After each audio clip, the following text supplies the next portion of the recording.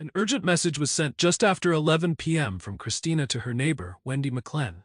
I need help. However, Wendy didn't see the message until the next morning at 7 a.m. From that moment on, a horrifying 12-hour chain of events began to unfold, filled with mystery, chaos, and death. Wendy immediately texted back, "Are you okay? Call me now." When she received no response, she decided to call Christina at 7:26 a.m. No answer. Again at 8:43 a.m. she tried calling, but there was still no reply. Just 5 minutes later, at 8:48 a.m., she dialed 911. What had happened in that short span of time? The answer would send chills down anyone's spine. Without waiting any longer, Wendy and her husband, Justin, rushed to Christina's house. They had a spare key, and when they unlocked her bedroom door, the sight before them was horrifying. Christina was lying motionless on the floor, the left side of her face severely injured. As Wendy gently touched her friend, she realized the brutal truth. Christina was dead. But they were not alone in the house. Darren Pouncy, Christina's son, stood in the doorway of the master bedroom. At first glance, his presence seemed normal, but it was a highly suspicious detail. What startled Justin and Wendy wasn't just that Darren was there, but his unsettling demeanor. He appeared unstable, distant, and most... The moment Wendy and Justin found Christina lifeless on her bedroom floor, my heart sank. That image of her, bruised and gone, with her son Darren standing there, freshly showered, is chilling. It's the kind of scene that sticks with, you something's off, right? Why the shower? Why the distant look? This case hits hard because it's not just about a crime. It's about a mother and son, a bond that should have been safe. As we dive deeper, you'll see how Darren's behavior raises red flags, and it makes you wonder what happened in those 12 hours. This interrogation plays out a little differently from most others that I've analyzed. Darren will first have his pictures taken and DNA collected before speaking with police, which is an odd order. The people taking pictures and collecting evidence are actually detectives, not CSI. Pay close attention to the interaction between Darren and the detective that's mainly collecting the evidence. After this, there are two completely separate detectives that will try to question Darren, and he will all of a sudden lose his ability to speak. Two of the original detectives that were collecting the evidence initially will re-enter and successfully interview Darren afterwards. The police quickly arrived at the scene, separating everyone for questioning. Darren was immediately taken into custody, not only as a suspect in the case, but also because he had an outstanding arrest warrant. However, his behavior in custody became even more bizarre. The official investigation had begun.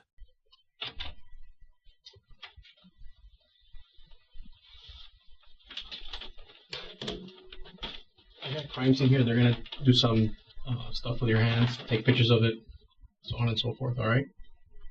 Can you stand up for me?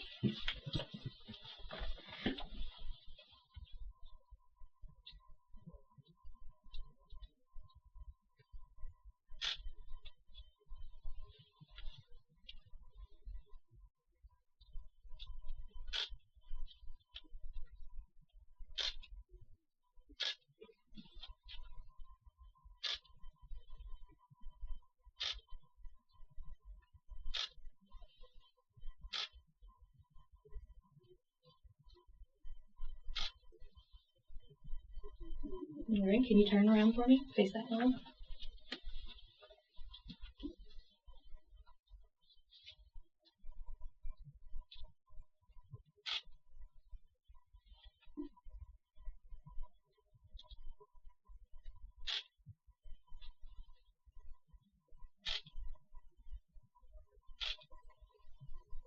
All right, can you face me, please?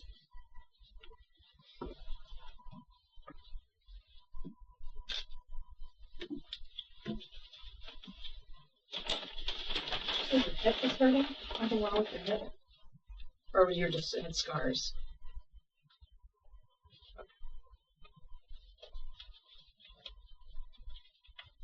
Oh, you can go ahead and sit.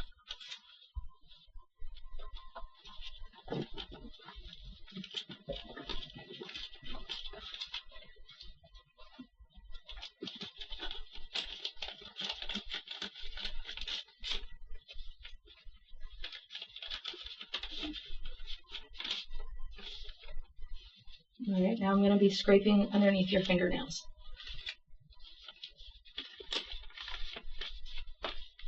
Alright, we're gonna do the left hand first. Can you uncuff them? Yeah. I'm gonna just put them up here. And Still needs to uncuff. I think we can hold them.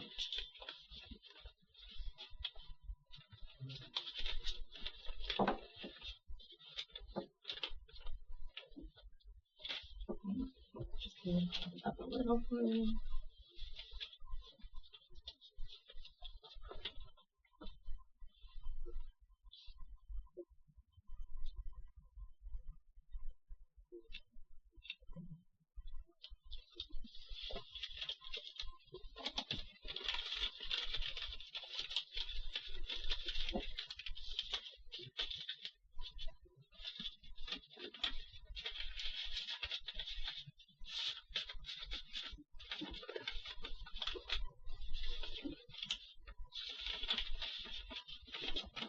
Darren was asked to turn around and face the wall as officers documented any visible injuries. A detective noted an old scar on his hip and questioned him about it. Darren remained quiet, giving no explanation.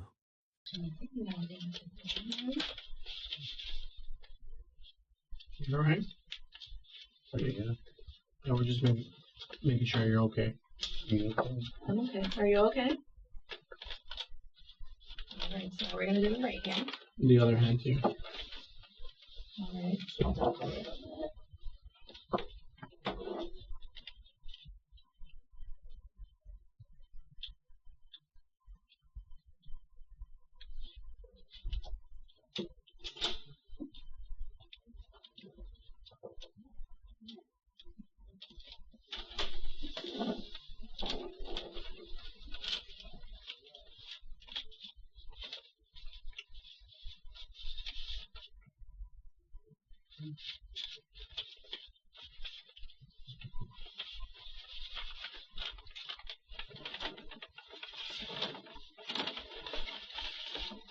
Alright, now I'm gonna get a buccal swab from you. This is just a cotton swab. I'm gonna swab the inside of your cheek. Okay? It's just like the thing you clean your ears out with. Alright, can you say ah?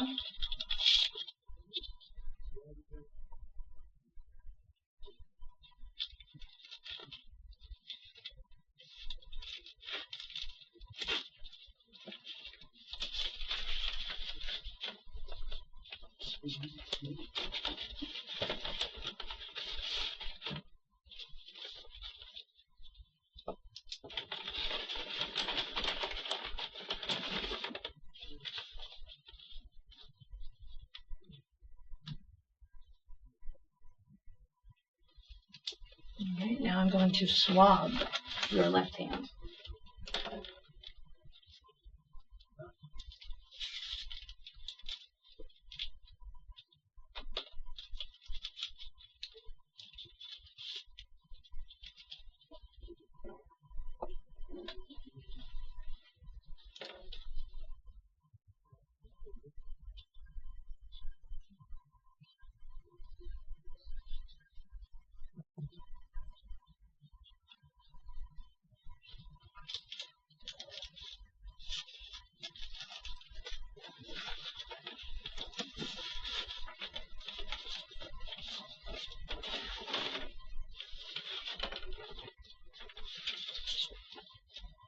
You okay? Do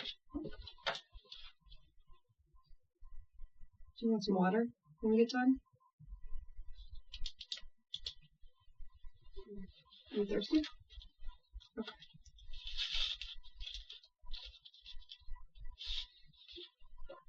The forensic team then proceeded with a crucial step, scraping underneath Darren's fingernails to collect possible traces. Watching Darren sit there, barely responding as detectives scrape his nails for evidence, feels like a slow burn of tension. He's not just quiet, he's detached. Like he's somewhere else entirely. The way he avoids questions makes you question if he's hiding something or just lost in shock. Cases like this remind us how physical evidence, like what's under those nails, can speak louder than words. It's unsettling to think that those tiny traces could hold the key to what happened to Christina. Pardon me? Jails or any mental health facilities. What makes you say that? I'm not saying you're wrong. I'm just saying what makes you say that.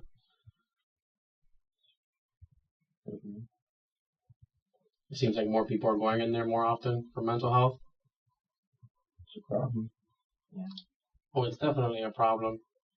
We see more and more of it every day. You know, people coming more, forthcoming with it, admitting that they have mental health issues. Sometimes people don't even realize they have it. It's things of that nature. I'm very broken. You've been very broken? I have issues. Okay. Before we go any further, we're just going to sit here and chat with you for a little bit. Okay. You got it? Yeah. I'm just going to read you your rights, okay? I don't want you to say anything without knowing your rights, okay? You have the right to remain silent. Anything you say can and will be used against your court of law. You have the right to speak to a lawyer and have them present with you while you are being questioned. If you cannot afford a lawyer or hire a lawyer, one will be appointed to you to represent you before any questioning if you wish. You can decide at any time to exercise these rights and not answer any questionings or make any statements. Do you understand? Did I tell you who I am and what my name is? No? Okay, I apologize. I should have done that as soon as I came in here. I'm Detective Tillett. You can call me JP. That's what everybody calls me around here. And this is my partner, Christine. Detective Lizzie. Thanks for being cooperative with us. We do appreciate that. When the crime scene lady was in here earlier. Makes things easier for us. Not having to, tell you to sit down, be quiet, and all this other stuff. And Well, you're not attached to that. That's a good thing. A lot of people are attached to that. So you've been cooperative, and that's why we decided, it's just not necessary to attach it to that. You've been very cooperative, and I know you've had a long night. It's been a long night for you. We understand. So have you been to jail in the past? Why do you say that the jail's mental? Do you see a lot of, being in there, have you seen like a lot of mental issues, or do you know people that are in there with mental issues? Why do you say it's just a facility now?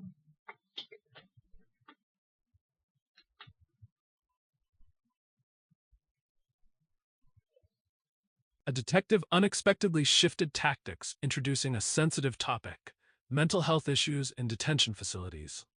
Darren mumbled about feeling completely broken. Was he hinting at something deeper? I thought about this yesterday. Excuse me. It's hard to talk. No, I understand.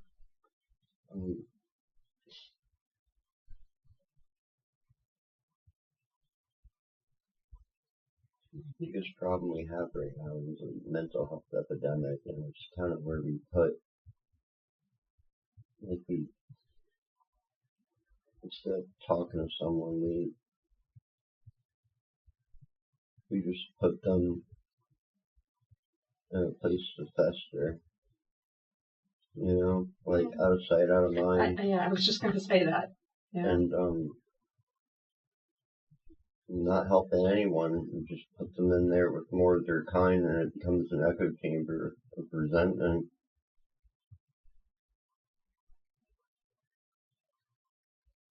Have you been to jail before? You said yes. What have you been to jail before? For? What have you gone to jail for? Stupid stuff. Yeah. Failure to appear to traffic court, mostly. Oh, I gotcha. Some traffic citations and stuff? Always. Yeah. I'm an asshole driver. Oh, gotcha. You've been that way since you were a kid. You just like driving fast. Your sheriff's office beat my face in a couple months ago. Really? And charged me with my first DUI, and it became like a self-fulfilling prophecy. I wasn't actually drunk. They approached me from blinking positions and had their lights on us while I was driving like a fucking asshole. I was at a gas station alone. So I said, dude, I'm trying to pump gas, and they said, hands. And I said, it's my credit card. And put a hand on me, and of course you're going to tighten up a little bit. Mm-hmm. Yeah. And I said, please, dudes, no. And he swept my leg and smashed my face into the concrete.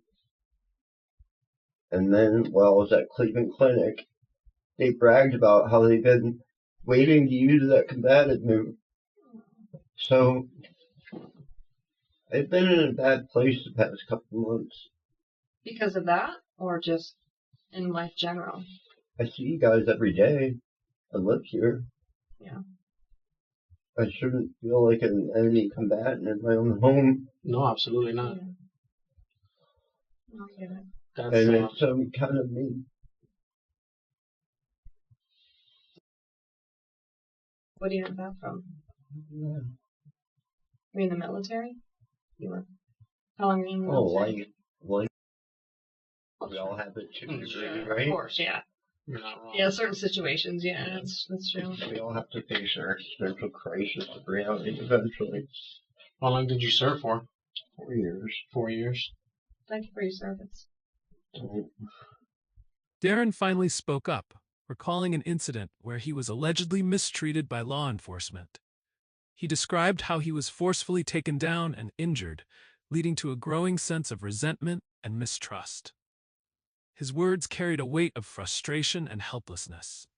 I was absolutely. What years did you serve? Or between what time? 05 to 09. Okay, well that's a pretty rough time. Yeah. For our nation. It was, the best worst camping trip ever. And it's all based on your life unravels. 10% of my unit has committed suicide since then. Wow. And I fight it every day, and I eventually feel like I'm going to end up there. Is it just from what you've seen over there, or? It's the way I see the world now. Yeah. So collectively, from what you've experienced and what you see every day?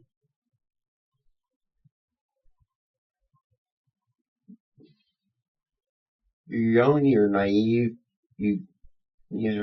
whether it's altruistic, or not, you get exposed to how this world really is.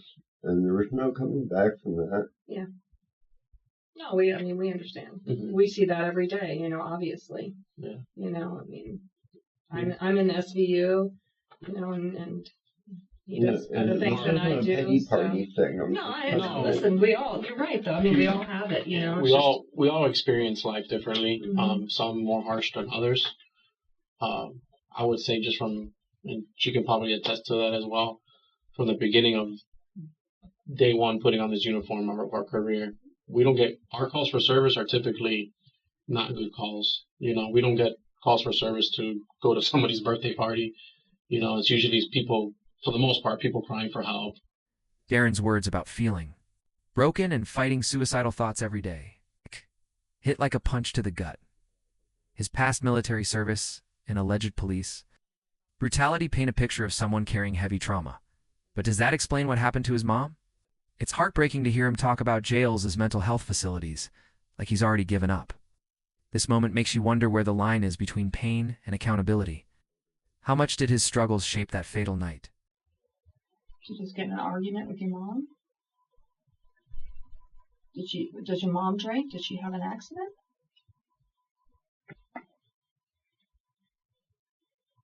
Did you fall down or something? And what happened? I wasn't there, so I don't know what's going on. I know you hurt your hands. Did you punch the walls or something?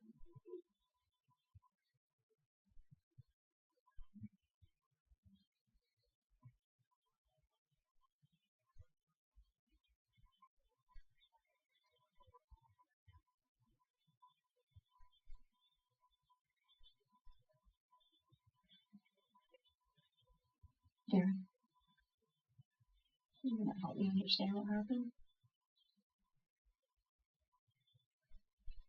Sometimes things happen, accidents happen.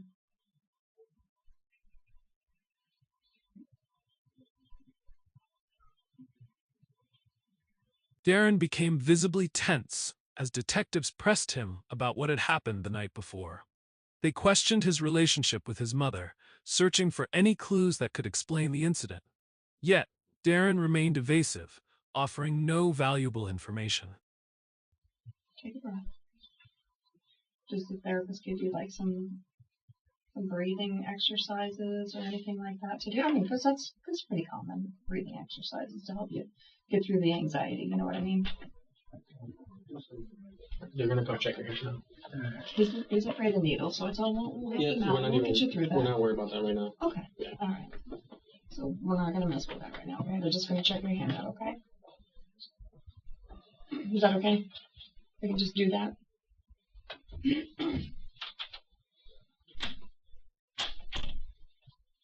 Don't worry about the needles. There. Okay. Really, our concern right now is the hand and stuff. Okay. You don't like needles? You're okay. No, I'm sorry. please, no. Okay. I'm not gonna go against your wishes. We're not gonna even worry about that right now. They're just gonna check your hand. Because then you will have to put me on that thing. Yeah, Please no, don't. that. We don't don't. want to do that. We're already on a good foot. Let's continue down that path. So You've been cooperative. yeah. We appreciate that. We don't want to activate, get you all stressed out. Okay. You're fine. Doors closed. They're not coming in. And if they do come in, it's just gonna be just to check your hands. You have my word on that right now. Okay. I don't know what words are you guys. I was just asking if you could just tell me what happened with his mom last night. I mean, was it an accident? Did they get in an argument? Did she fall down? You know, does she drink? I don't know if she drinks. And had an accident. You were with your mother last night?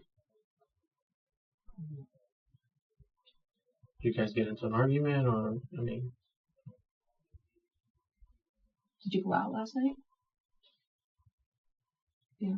Do you have some friends around here that you like to hang out with? Have anybody else that you can talk to besides your therapist, like a friend or somebody? Sometimes we have friends, you know what I mean? I have one best friend, that's all I got. Yeah. You know? I left high school with a bunch of friends, and I Right. can probably count them with not even all the fingers in my hands now. Yeah. I have one best friend. I tell her everything. You grow apart. Mm-hmm. Yeah, exactly. People go on 2 different paths, especially from high school to now, you know? Of course. People grow up, some people don't grow up, you know?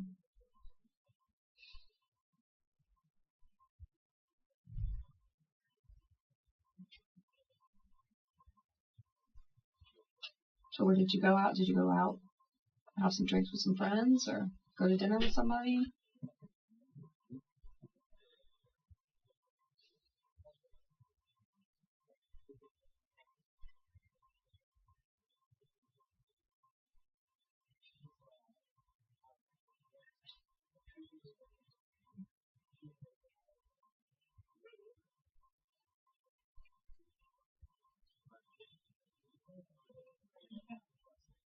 How long have you had to live at your mom's house? Since pandemic? Medical personnel entered the room to examine Darren's hand. His right hand was swollen, showing signs of an injury from a strong impact. When asked if he was in pain, Darren appeared indifferent, showing little reaction. His lack of concern only deepened the detective's suspicions about his psychological state. I lived in Baltimore for a while. Okay. It's in a bad codependent relationship. Oh, gotcha. At 4:20 p.m., Martin County Fire Rescue 21 arrives at the interview room to assess Pouncy's injuries. Fire rescue's here. Okay. Just Hello. checking out the hand. No needles, no nothing. All right. I think His right hand his is right hand. a little swollen and got some cuts on it. Gotcha, okay. Get the saline store by and clean. Anything else bothering you besides your hand? He's got yeah, that's on tape. So he's not fond of needles and stuff. So You cool if you just grab your vitals, Tim? Just your blood pressure cuff. We'll just clean up your hand. There's nothing on this hand, right? Just the right one. Is that right one pushing any more on it? Feel like it might be broken at all? I really don't feel pain like that. Okay. Nothing's hurting when I'm pushing on it. It's swollen, but I'm not feeling anything crazy jumping out. grab just a little saline on those, wipe them off, and then we'll wrap it up for him. Okay. Let's just get that to the blood pressure. This oxygen's good.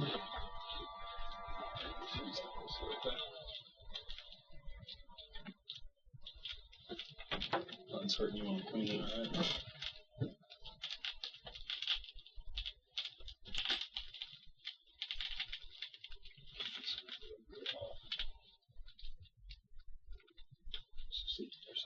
Let him know if it hurts, if it's hurting or anything, so that way he knows if there is pain, he knows where to go.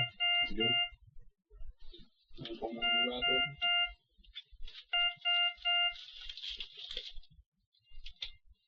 You know, I have pretty good blood pressure. You don't know.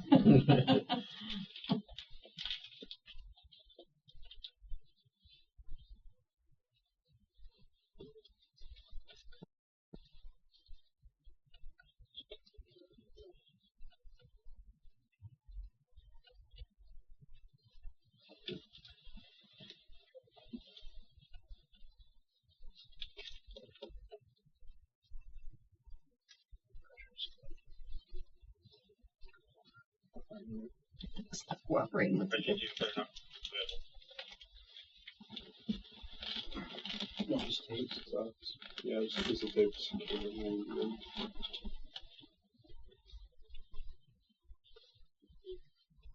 Once the medical evaluation was complete, detectives refocused on their key questions.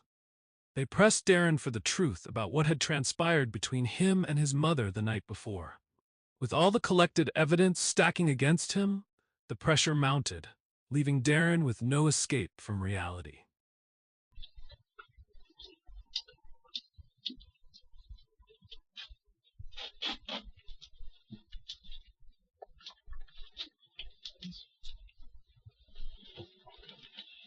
Pressure's good, the heart rate's good, the oxygen's good.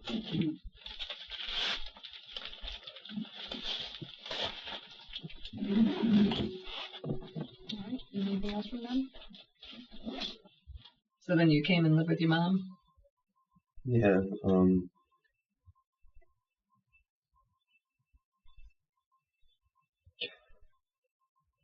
her and I have been living together actually like 4 years. You and your and mother? Yeah. Oh, okay. We lived in Jupiter, and then up here, she got divorced a couple years ago, so it was kind of another quick Yeah, thing. help each other out. How long you guys been living here locally?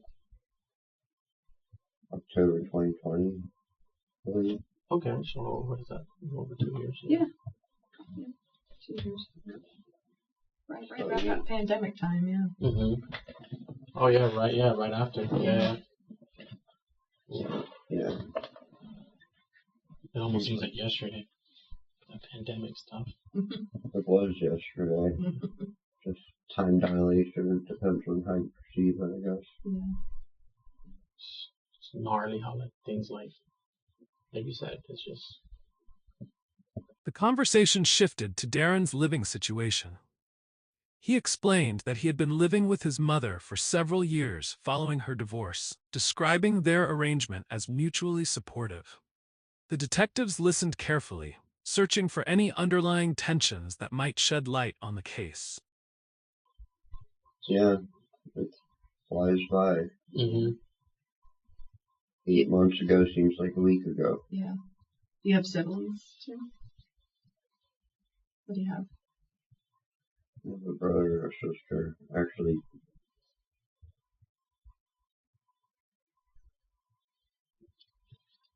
I don't know, the 80s were a crazy time, so who knows how many brothers and sisters I have. One brother, one sister that you know of. Oh, 3 sisters, technically. Oh, okay. Yeah. From this mom, a brother and a sister. Okay. And then you have some stepbrothers and sisters. They live locally too? No. No. Are you close with them? So like when you have issues and stuff, are you able to call them and talk to them and stuff? Everyone's got their own life, but Yeah, of course.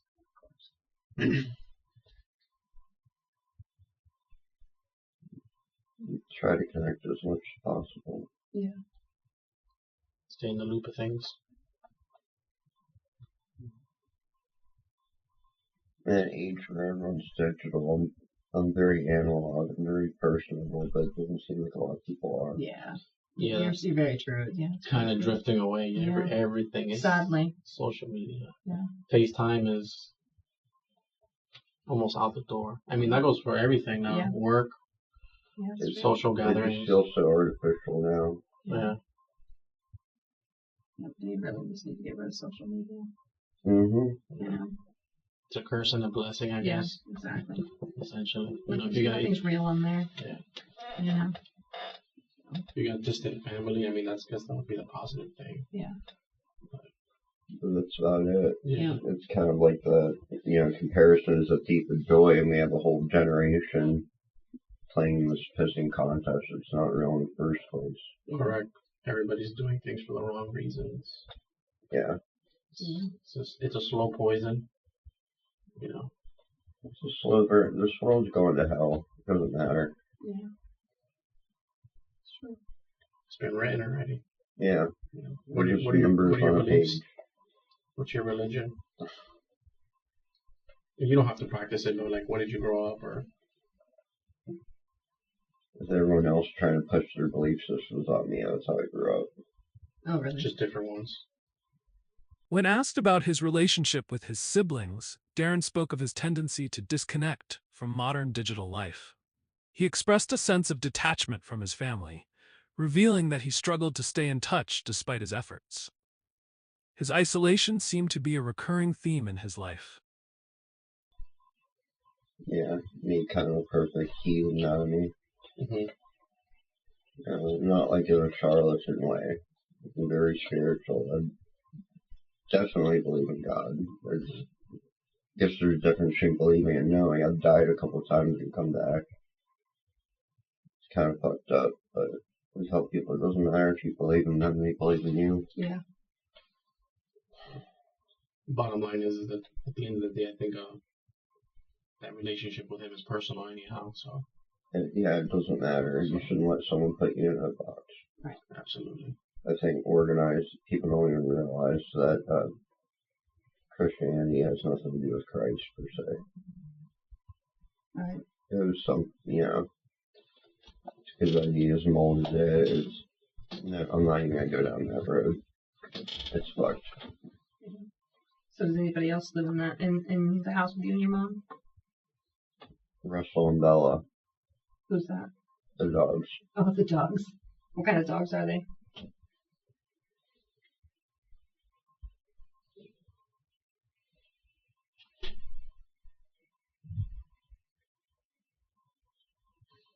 Do you guys know who's taking care of my dogs? Is it my neighbor? Are they there? Are the dogs at the house? They were, yeah. I'm guessing my neighbor has some. Oh, okay.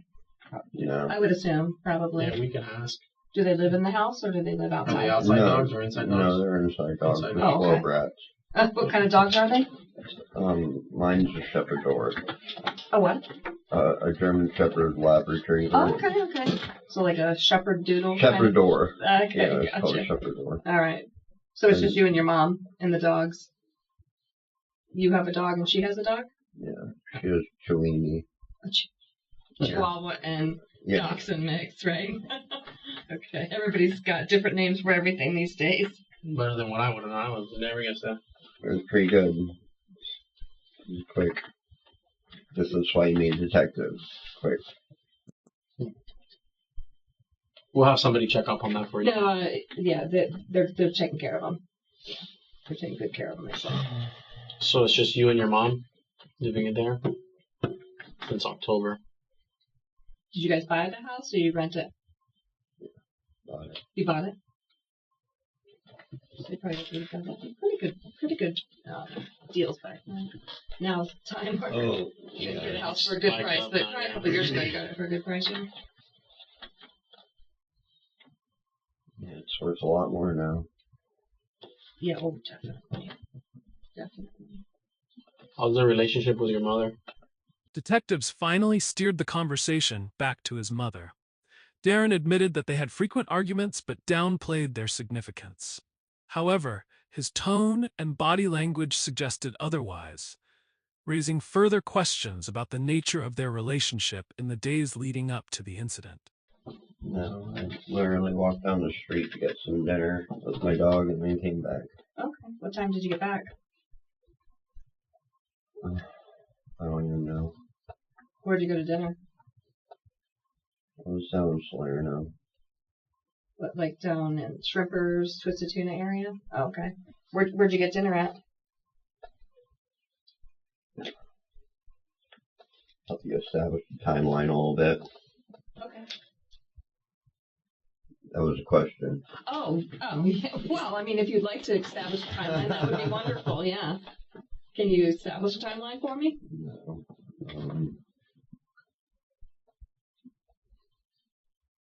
Was it dark out yet? Because it gets dark so early. Obviously it was dark. Yeah. Okay.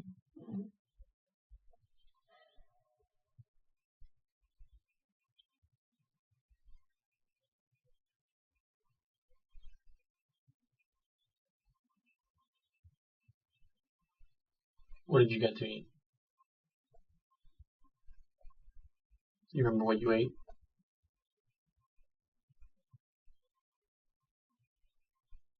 Really don't remember anything. Why is that? You just...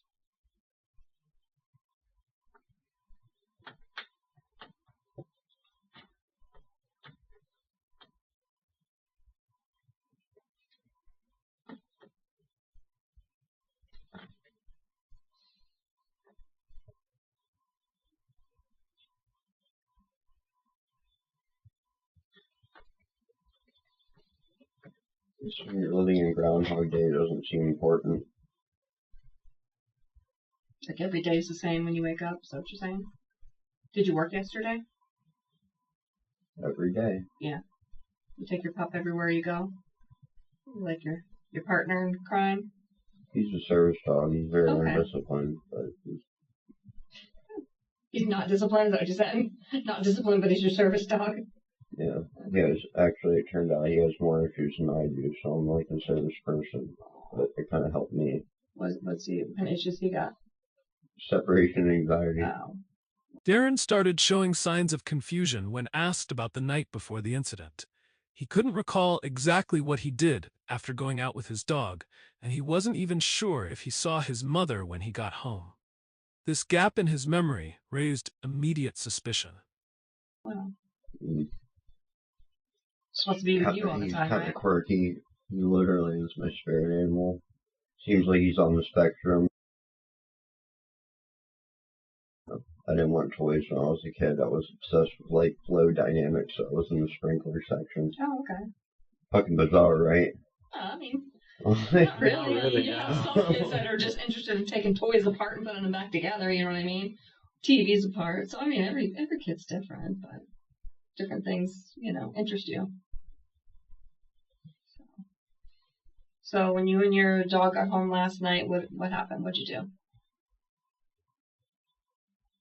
I answered that. You did? When you got home last night? I don't remember. Oh, you don't Well, you remember don't what you did. remember. Gotcha. Okay. So it was just you and your mom? You don't remember at all? And how do you know you went out to dinner with the dog? That's the last memory I have. Okay. Do you know about what time that was?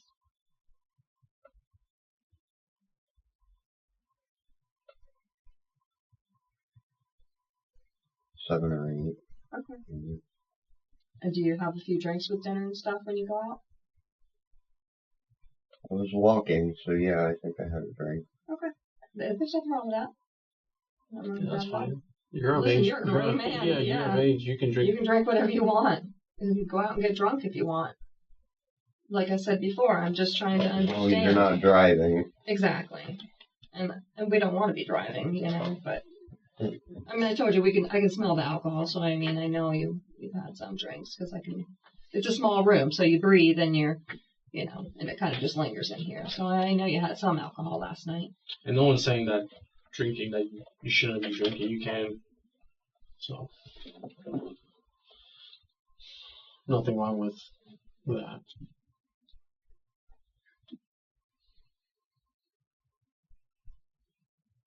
So how did you mess your hand up?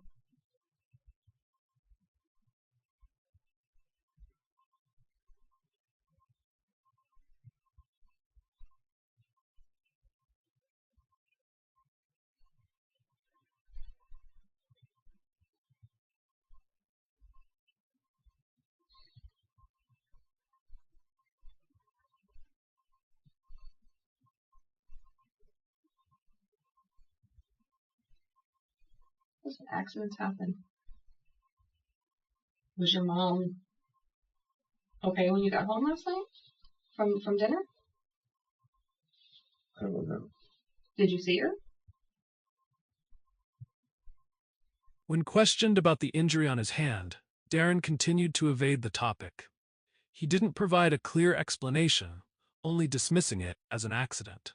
The detectives noted inconsistencies in his story. Could this injury be the result of a violent confrontation?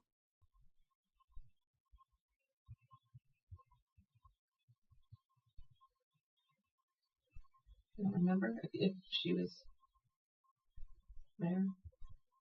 Or if Do you someone... remember when you got home after your walk with your dog?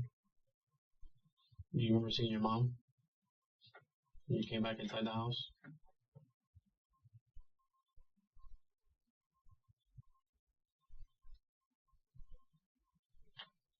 Maybe when you came back inside, did you have a little bit more to drink and maybe you guys got into like an argument or something?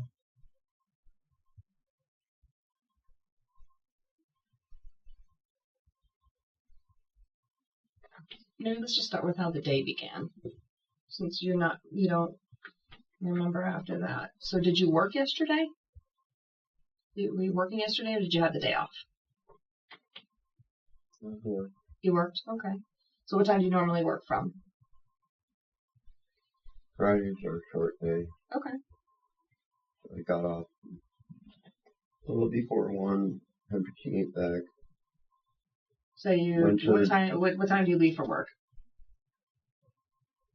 What time you gotta be there? You gotta go to Jupiter? Is that where you go? Lake Park. Okay.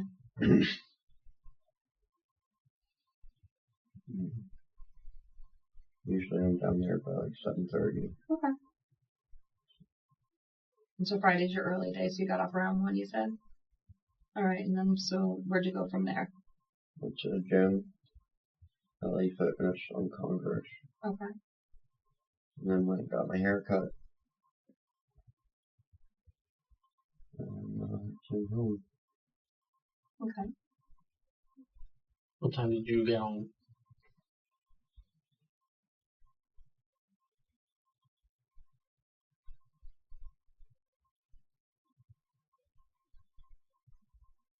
Between 5 and 6, I think. Okay. Does your mom work? Yeah. Where does she work at? She works from home.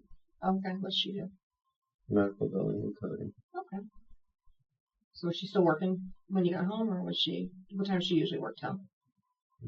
She had a dinner date. Okay. Where'd she go to dinner with? Not liable to say that. What's that? Friends. Oh, okay. She just went to dinner with some friends. Did she go with the neighbors, or? No, just friends. Okay. Darren mentioned that his mother had plans that evening but failed to give any details. He claimed he didn't know who she was with or what time she returned. His uncertainty only deepened the investigators' doubts. Was he genuinely unaware, or was he deliberately withholding information? Does she have a boyfriend? No. Anybody she sees? Not that I know. Romantically?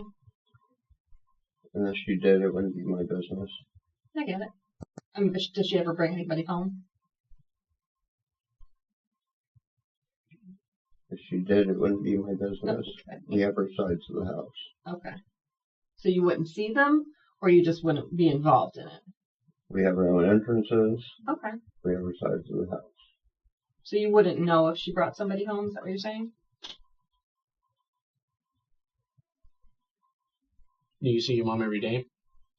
And usually either when you get home from work or your day off, you see her. I'm about to go to work. When you're about to, you see her? What areas of the house do you guys share in common?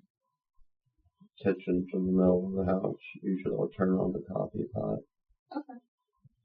And that's kind of like when you guys chat in the mornings. What about in the evenings? Do you guys sit down, watch TV together, hang out together, things like that? We've had a battleship competition Okay. for a couple weeks now. Yeah. Become kind of personal. Okay. So it's just like And the old school battleship game? And Jenga, yeah. Okay. All right. Oh, so that's what, like do you do it in the kitchen or living room? Where do you guys play that? Living room. In the living room. So you guys, do you do that in the evenings? How about how long before you guys go to bed do you play battle with each other? We normally have old people schedules, so Okay. usually in bed by 9. All right, I get that. So did you guys have your battle last night? No. No. Jenga either? Darren's evasiveness about his injured hand and what happened that night is maddening. You can feel the detective's frustration as he dodges every question. That swollen hand, did it come from a fight? An accident? It's the gaps in his story. Scream suspicion, but his indifference is what gets me. It's like he's numb to it all. This case shows how hard it is to uncover the truth when someone's locked up emotionally, leaving us piecing together a tragedy. After nearly 7 hours of questioning, law enforcement received a court-issued search warrant for Christina's home. Within 5 minutes, they initiated the search. Bloodstains were discovered on the back porch door handle, the entrance door, and even on the porch itself. What is it that we can provide you so that way we can make it easier for not only for you but for everybody else involved?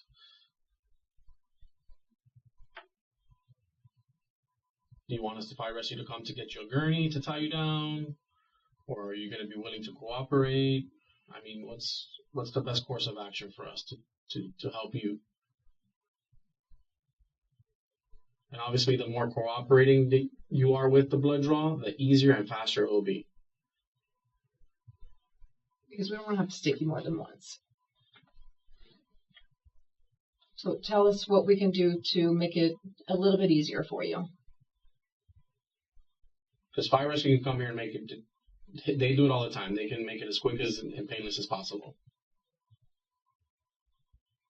Do you think that would be a better option?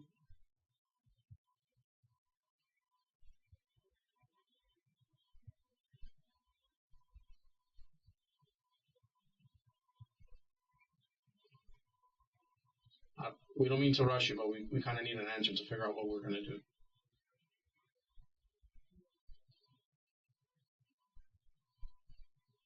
You were in the military, so they took your blood before. How would they do it when you were there?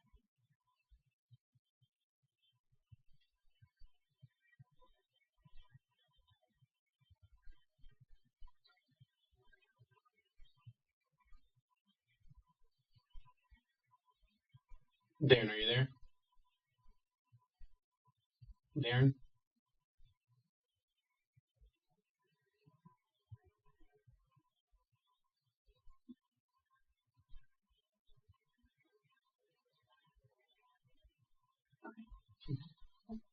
Darren, come on. We're trying to work with you as much as we can.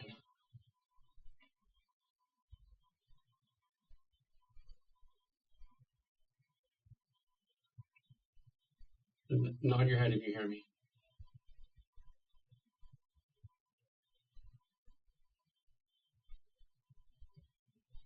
I mean, you said you're at a point where you're not feeling pain, so it's just a matter of you not looking and seeing what's going on, right?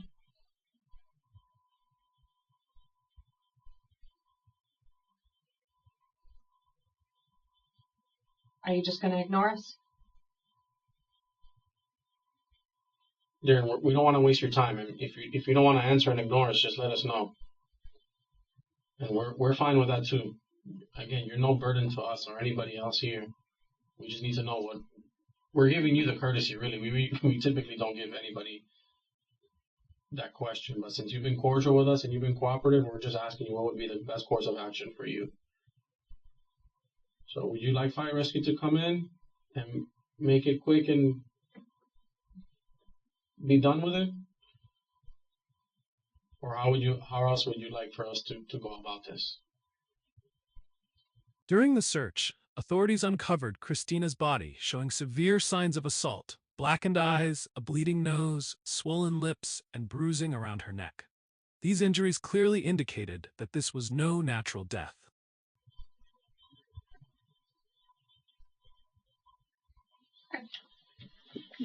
We'll get it. I mean, either way, we're gonna have to get it. So, not really an option.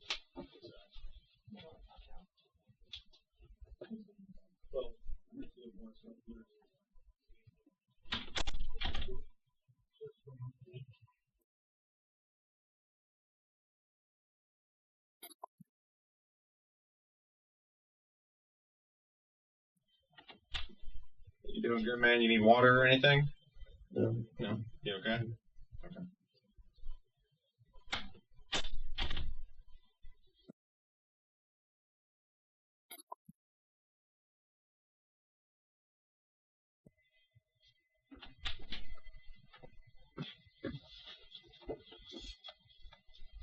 Hello. We're going to be taking you out of here, okay? Watch your head. We're going to have to move your handcuffs to the back, okay?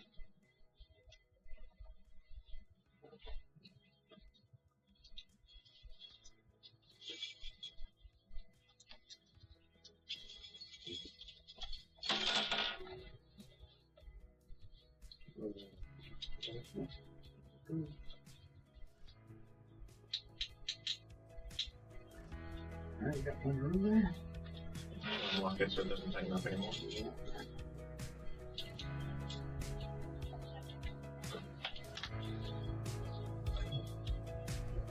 Further examination of Darren's room led police to his wallet and a notebook. The contents of the notebook appeared to be disjointed writings, potentially a confession or a suicide note, revealing Darren's disturbed mental state before the incident. This interrogation may be over, but the case leaves behind a haunting impact.